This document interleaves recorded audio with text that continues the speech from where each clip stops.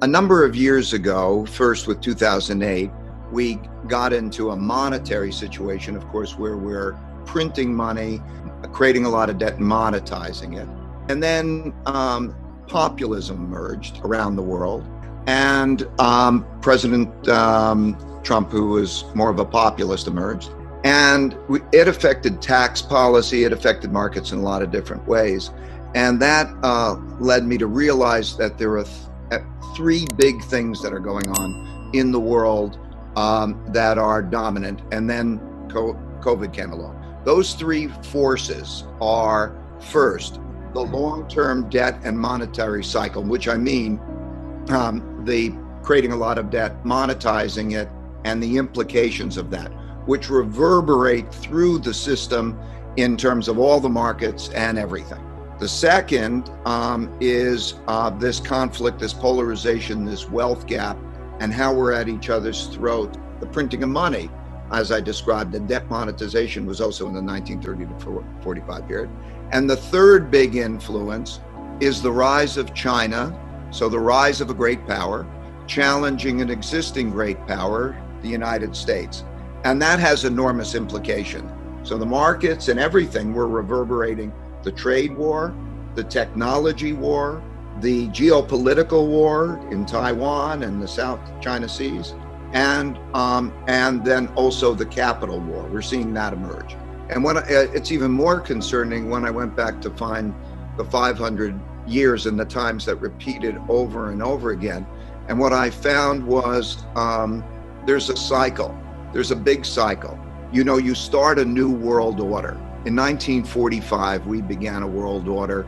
After the war, they decided how the world would be divided. They created the dollar as the world's reserve currency and so on. And then because there's so much fighting and then you've established a power that is a dominant power, you have a period of peace and prosperity. And then that gets extrapolated and it leads to more debt. Fear of bad times diminishes. Opportunities of borrowing and getting in debt, particularly if you have a reserve currency, because the world wants to save in that reserve currency. But then you get to the point that there is a limitation to that. And those limitations become apparent when the central bank can't easily produce money and credit. That starts when you hit zero interest rates, because then you can't do it the same. Those who have financial assets do better than those who don't have financial assets, and you have a wider and wider wealth gap. And when you have that wider wealth gap, and then you have another downturn in an economy, that's a formula for a lot of conflict.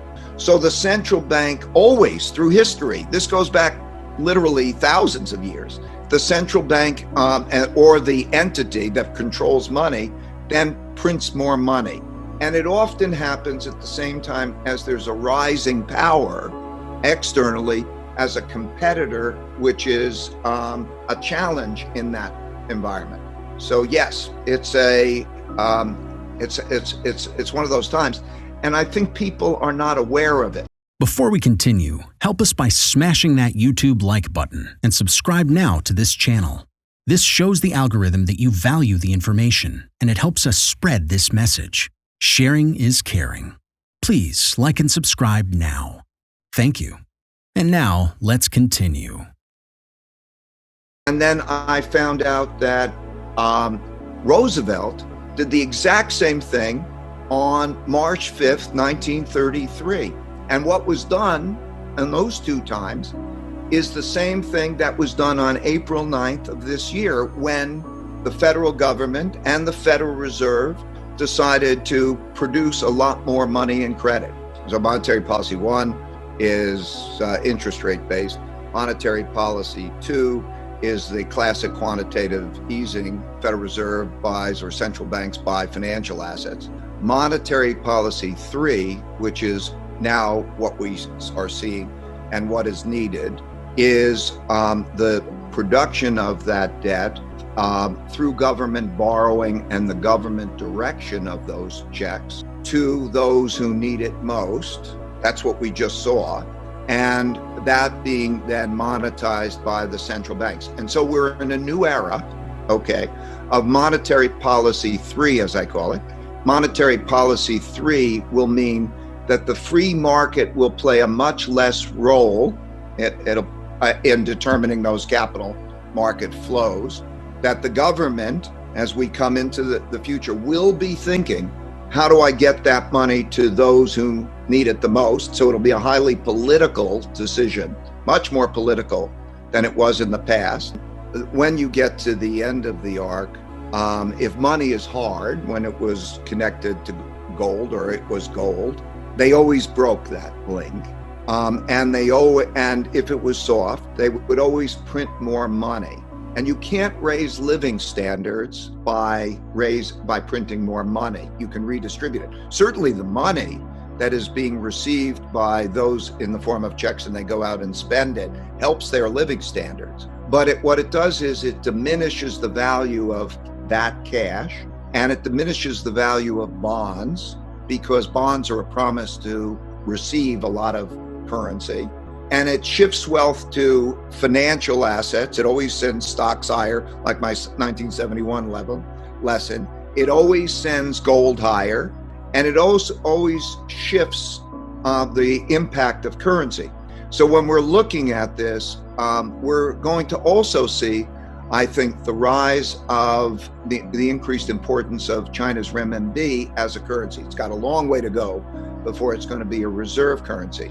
But I think that one of the important things to see is that you're going to see favorable capital flows for China. And if you do a comparison of their markets, where their interest rates are, where their capital markets, who's doing IPOs, nearly half of the IPOs, depending, we'll find out, but something like 45% of the IPOs there will be done in China's markets, Shanghai and Hong Kong this year, new offerings.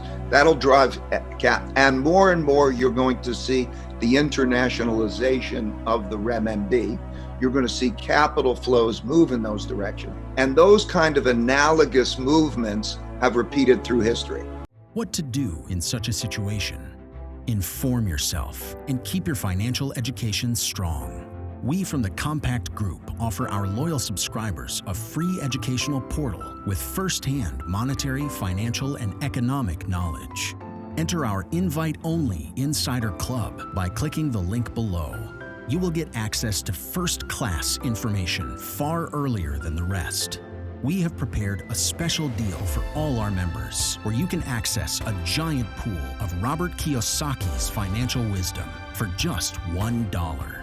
To find out more, simply click the link below and join our Insider Club absolutely free. But there is more you can and should do.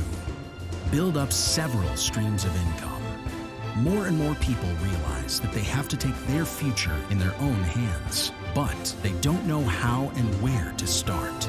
We from Compact offer our Insider Club members unique opportunities. Strengthen your financial muscle and get the edge. Click the link below. Become part of our free Insider Club. No financial obligations. But there's one important thing you have to know. You have to become active. So do it now. Become active and see you on the other side.